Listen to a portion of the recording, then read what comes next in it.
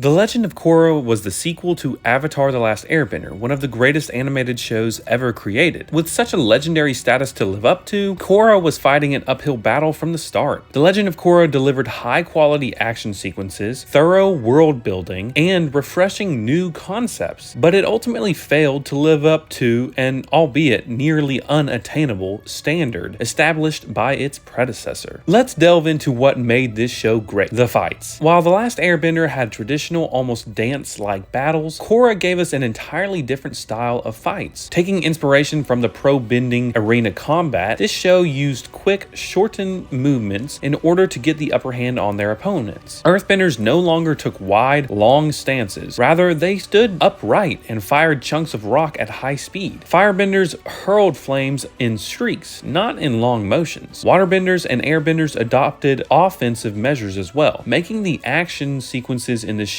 more volatile and unpredictable. I can say that I liked the evolution of combat because it felt like a genuine progression. When industrialization occurs, ideas are increased and spread exponentially, and so it only makes sense to turn the fight tempos up to 11 on the dial with only a 10. With the addition of non-bending fighting tools like mechs and electrocution weapons, a battle could turn out entirely different than in the previous show, and I for one enjoyed the new, balanced approach to combat. One example of these newly designed fight scenes was in one of my favorite scuffles in the show, the fight between Tenzin and the Red Lotus. Tenzin starts out fighting Zahir and he kind of bullies him. Tenzin obviously has way more experience, but in battle he is much more composed too. The end result is a 4v1 pummel, but we see an incredibly emotional final stand with Tenzin giving his people time to escape. And that's another great aspect of this show: the characters. Korra is fine enough, and I don't think she is a Mary Sue, but I do not necessarily love her development either. She's just plain okay. However, Asami, Bolin, Tenzin, and Kuvira are some of my favorite people in any animated series. Mako is cool, but they really did him dirty in season 4, forcing him to work for a wuss. Bolin's growth is colossal, considering how his naive nature is thrown in our faces over and over again, but eventually he learns that the world is a whole lot darker and meaner than he originally thought. That doesn't stop him from being optimistic though, and that's what I love about him: his unbreakable spirit. Asami's personality is instantly readable, but she gets fleshed out as the series goes on. The typical "I'm pretty but also strong" stereotype of a female character doesn't apply here because she genuinely has beautiful aspects of femininity as well as strong independent moments. Side note, I always liked Mako and Asami together. Tenzin, as previously mentioned, was incredible at fighting, but he also was the perfect mentor to Korra. She was always so headstrong and stubborn, but Tenzin brought Aang's free-flowing nature and humility to the forefront of Korra's mind. He was such a great teacher, and I think it's very hard not to like that man. I know that everyone probably thinks that Kuvira is a poorly written villain, but I think of her as my favorite in this show. Not because she is the most overwhelming force, which I think she is, but it's because she has such a compelling case. The Earth Kingdom was in shambles, and she was helping rebuild the infrastructure. I think that the writers added in her evil deeds. Like, they made her a little too good, and then they ended up saying, oh yeah, she puts everyone in the towns she conquers into forced servitude. Okay, was that really planned from the beginning? Out of all the main villains, Kuvira had the best justification for her actions, but yes, she was still a really evil person, for sure. Oh yeah, and one of my favorite characters was Varric, just because his voice actor, John Michael Higgins, is hilarious. As far as the seasons go, here's a speed round. Season 1 was solid, no problems, honestly. Season 2 was good until the dark Avatar stuff. I hated watching Rava and Vatu. Sorry, not sorry. Season 3 had some of the best fights and moments, so it was probably the best out of all the seasons. Season 4 could have been great, but I did not like the giant mech being the final enemy. They relied too much on machines in the end, but we did get some very cool new characters in season 4 and a lot of emotional healing, which I enjoyed. The main problem with The Legend of Korra was that it lived in the shadow of Avatar: The Last Airbender. There were some weird things about Korra, since she dealt a lot more with spirits than I feel like Aang did. The Last Airbender didn't really have a bad episode or a bad arc, but there were plenty of uninteresting or dissatisfying concepts and episodes in Korra. Ultimately, it ended up as a mixed bag, since it will always be compared to the much better show. The Legend of Korra captured my attention, strung me along with some truly fantastic moments, but it eventually